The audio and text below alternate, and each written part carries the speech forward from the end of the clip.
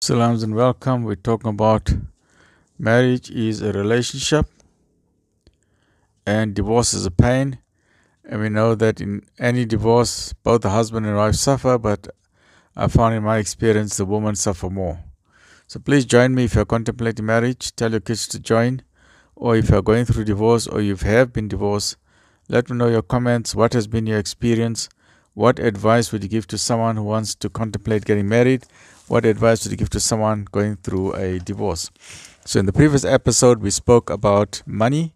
And now we're going to the next chapter. As what I said, marriage is a relationship. Every letter is a chapter heading. So that we spoke on money and mother-in-law.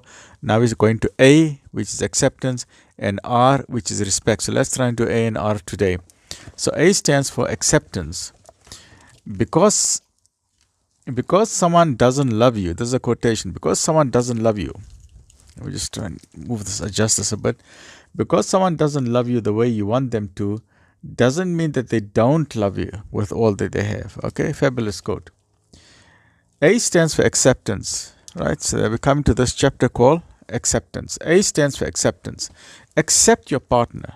We usually want perfection in our partner. Okay, and many times we have rose-colored glasses. When we initially get married, we think our partner is the perfect thing since pizza. But then we find imperfection. The pizza is no longer nice what we thought it was. The biryani is no longer nice. So you must accept your partner for what they are. We always look for the best, but then after you find some problems, then accept it, overlook it, unless they are serious problems. We usually want perfection, but before expecting perfection from our partner, we should first do introspection on ourselves. Are you perfect? So instead of pointing finger at the next person, remember when you point finger at the next person, there are 4 fingers pointing at you. Always acknowledge your own defects before trying to want better for someone else. You should accept your partner, warts and all. Acceptance comes from love. Do you really love your partner? Are you willing to accept their flaws? Is there something beyond? Do you transcend that love? As what we said, there are 4 things that track. We are made up of 4 components. A human being is made up of 4 dimensions: mind, body, soul, and heart. Mind lasts always. The body is only there for a short while. The looks go away. Mind, body, the soul is there forever, and your heart is forever. So if you're just going to marry someone for their looks, you're going to have a problem eventually.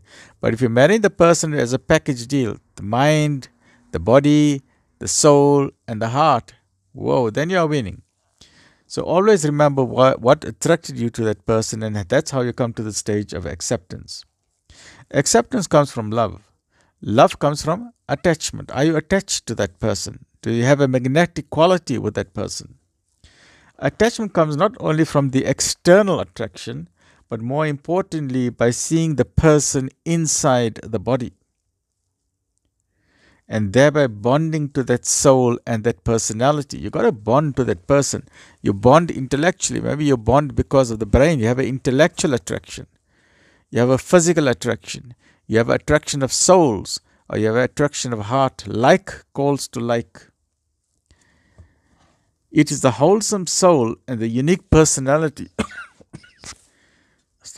It is the wholesome soul and the unique personality that radiates the inner beauty. A person may not look so attractive on the outside, but once you start talking to that person's heart and soul are so good and pure and gentle.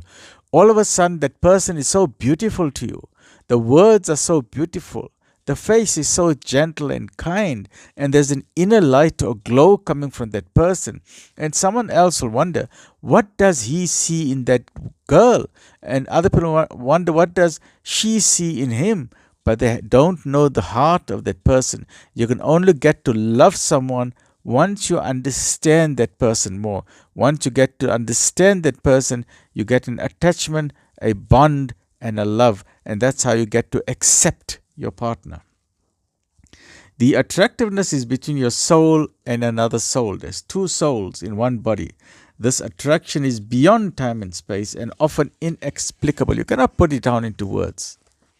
So whenever you have a mudslinging match with your partner, and we all go through that, sometimes you have an argument, sometimes you say things you shouldn't have said and you regret, why did I say that? I just had a bad day, or I had a difficult day and I shouldn't have said that, and you're regretting. But you must always remind yourself what initially attracted you to that person, what brought you together. That's why I always suggest to my patients that please always keep a photo album of your wedding day. Remember what brought you together. Always remember that wedding day photo album. Keep it on a coffee table, keep it in a safe place. Whenever you're having a difficult day or a difficult argument, go through it, flip through it, and try and reignite the thing that initially attracted you together. Because the only reason you will stand with this man on the wedding day, you'll walk down the aisle, is because there was something that attracted you to this girl, or there was something that attracted you to this man. You said, I want to marry this person for the rest of my life. So try and figure out what were those things. Try and figure it out. And what motivated you to give this person permission to enter into your life 24/7? You no longer have freedom. 24/7, 365.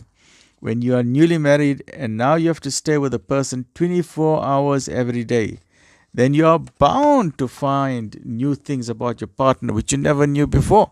Did you know that there was snoring? You never knew that before, so now you know. Did you know that sometimes when he eats garlic or something, either the burp is not good or the gas from the back is not good, and then you say, what is going on? So those are the realities of marriage. This does not necessarily mean that your partner has changed. It doesn't mean that people have changed. It just means you are now the rose-colored glasses. We all got rose-colored glasses, and these rose-colored glasses are then taken off and you say, wow, now I see what's going on. It often means that you are now discovering new things about your partner. When you can reach the stage of acceptance, but when you reach that stage of acceptance, you will then have peace and tranquility. If you do not accept your partner, then you will find ongoing turmoil, disruption, unhappiness, and conflict in the relationship. Obviously, when talking about acceptance, it does not mean submissively just accepting any criminal or evil traits or domestic abuse. There you draw the line. If there's domestic abuse, if there's physical abuse, if there's verbal abuse, or you're being humiliated and being shamed, you draw the line. So acceptance doesn't just mean passive acceptance about everything. It means acceptance with honor and with dignity. There must be mutual love, mutual understanding, and that's where the concept of respect comes in. And join me in the next session when we will talk about respect. So we spoke about M in marriage, which is M is for money or mother-in-law. The A is for acceptance, and the next session we'll be going is looking at respect. So we are talking about marriage is a relationship, divorce is a pain. Let me know your thoughts. What do you think about marriage and divorce? And we all know that life is difficult. We all go through phases in life. No one said that marriage is easy. But don't give up too easily on your marriage. Try and see in which way you can figure it out, solve the problems. Go to counseling, go to marriage counselors, speak to friends. But don't just give up. Always try and look for the positive things in your partner before you throw in the towel. Sometimes, unfortunately, there are irreconcilable differences. And as I mentioned, I'm discussing this from my book, Marriage is a Relationship. And we will go through chapter by chapter. Stay well, look after yourself.